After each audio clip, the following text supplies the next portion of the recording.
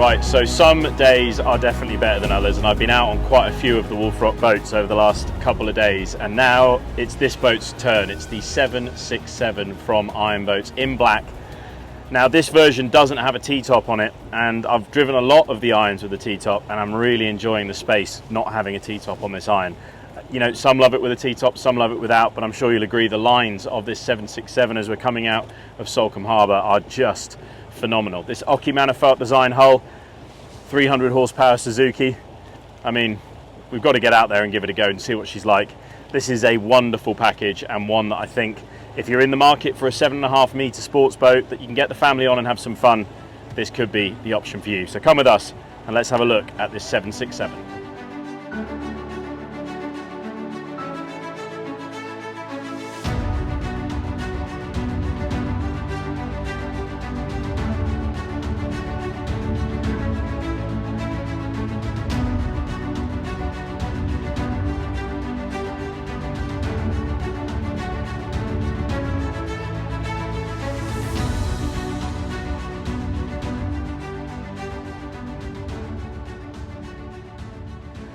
Right, so we've just gone for a bit of a speed run on this 767 with that Suzuki 300 on the back. It is an absolute stunner on the water. That Oki Mannerfelt hull, the way that it just strips water from underneath the hull, it is so planted and so fast on the water, is just ridiculous. Let me just talk you through the Iron 767 that we've got in front of us now. This is a standard version without a T-top.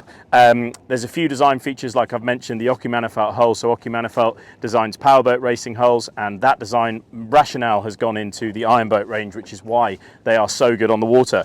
You've also got this big fat fender that runs around the side of the boat that serves two purposes. The first purpose is it brings the boat down in the water. It gives it a bit more weight, which helps it when it's going at full speed. You can really feel that plantedness when you're driving the boat. The second thing is obviously a big fat fender. So you get some of the ease of use that you would get from a rib, but with the performance of a sports boat. It's a really cool design. And like I said, I absolutely love these iron boats. So let me just talk you through this 767 on deck so you can get a bit of an idea of how much space you get on a 767. That's the other thing to mention with iron boats. They are beamy and there is loads of space. Nice high sides, really safe for the family, loads of entertaining space, which is amazing as well, and super performance. So at the back, you've got a bench seat with nice walk around either side of that Suzuki 300 horsepower. A seating area behind the helm position. You can also pop a table in here with a cavernous storage option underneath that seat. It really does have to be seen to be believed how much storage is on one of these iron boats. As you move forward into the helm position, we've got a bolster seat position, super comfortable, as you've seen in the video, helming this boat, both standing up and sitting down at speed. A really ergonomic console, a fantastic Garmin unit there with a Garmin VHF, Suzuki MFD, all of your buttons and dials down the side. Loads of protection from this as well. You don't need to have that T-top for the protection. I mean, if you're like me and you're ginger, you might want to think about a T-top, but it does look fantastic without one.